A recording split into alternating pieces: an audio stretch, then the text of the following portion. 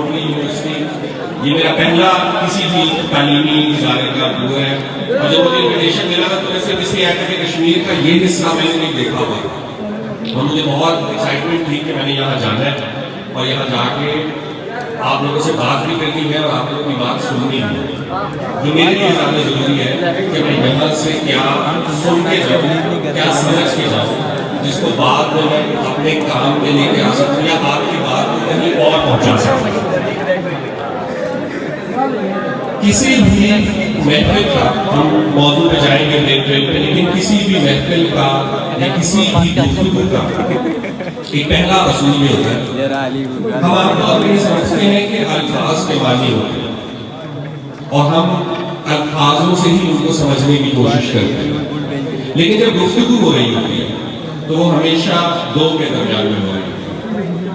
तो कहने वाला जितना अहम है उतना ही अहम सुनने वाला है। उसी वजह ये है कि अल्फाज तो वही है। अब जिसने सच बोलना होता है वो भी आई लव यू बोलता है, जिसको झूठ बोलना होता है वो भी आई लव यू बोलता है। फैसला सुनने वाला है। ठीक है, आई लव यू मैं काश नहीं होगा। अच्छा, तो इसलिए ये बहुत अहम है कि सुनने वाला बात कैसे आप उसको समझ रहा है या उसने उस बात को किस तरीके से लिया है। क्योंकि मैं आपसे आम से बात करूं कि आप बहुत अच्छे लग रहे हैं और आप गुस्सा आ जाते हैं तो ये बात कहीं और चली जाती है, लेकिन मैं आपसे कहूँ कि आप अच्छे नहीं लग रहे और आपको फिर भी गुस्सा आ रहा है।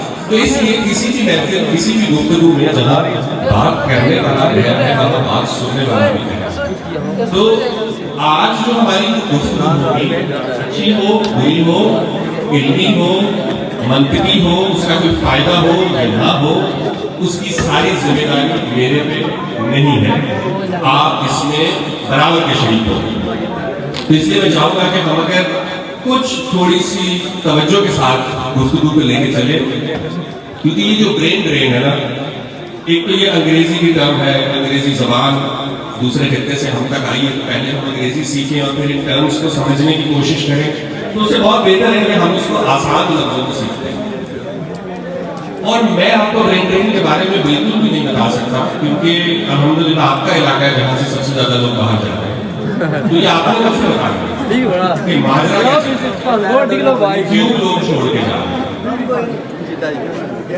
हम जब पॉलिसी की बात करते हैं, कानून की बात करते हैं, हमने डिफरेंट पैरामीटर सेट किए हैं। हम कहते हैं हम पॉलिसी बनाएंगे जो हमारे रिलीजन के मुताबिक होगी, हम एक पॉलिसी बनाएंगे जो हमारी स्टेट की जो पॉलिसी है उसके बराबर उसके मुताबिक होगी, हमारे कॉन्स्टिट्यूशन के मुताबिक होगी। कोई भी पॉलिसी और कोई भी लॉ प्रिंसिपल पे सबसे इंपॉर्टेंट चीज है कि आप इन प्रिंसिपल्स पर एक्चुअली बिलीव करें। अगर आपको प्रिंसिपल समझ आ जाएंगे तो आप किसी भी मजहबी तालीमात को, समाजी तालीमात को, माशी तालीमात को बहुत आराम से समझ सकेंगे। और प्रिंसिपल्स ये समझने के लिए आपके अंदर एक हिसास और एक अनबाइस्ड अनकंडीशनड दिल होना या दिमाग होना। इक्वालिटी को समझना है, जस्टिस को समझना है, मसावात को समझना है, कॉन्ट्रीब्यूशन को समझना है, सपोर्ट को समझना है, सच्चाई को समझना है, यही सारी चीजें हैं ना। तो इनसे आपका कानून बनता है, इनसे आपकी पॉलिसी बनती है।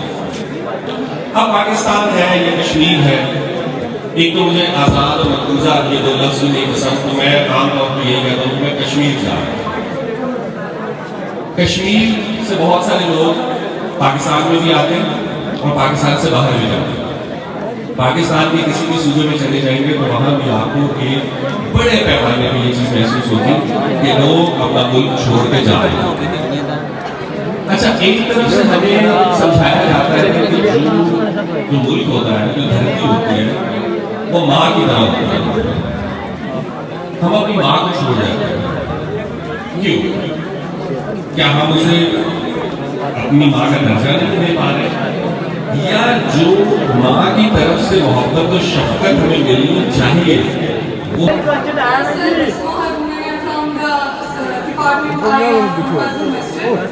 आपसे सवाल है कि आपने बोला है कि आजकल जो एक पाकिस्तानी छोड़ के बाहर जाता है और एक बंदा जब पाकिस्तान से बाहर जाता है तो 80 लाख रुपए इन्वेस्ट करके जाता है और 5 साल के अंदर यूके उस बंदे को वैसा ही आउटपुट देता है, कोई भी कंट्री जिसमें वो जाता है। तो क्या एक बंदा जब पाकिस्तान के अंदर 80 लाख रुपए इन्वेस्ट करेगा तो पाकिस्तान उसको वैसे आउटपुट देगा?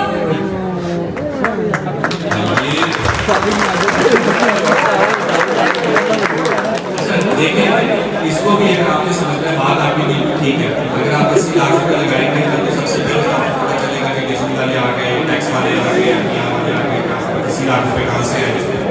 बहुत सारे आपको मसाइल का सामना करना पड़ेगा। 80 लाख रुपए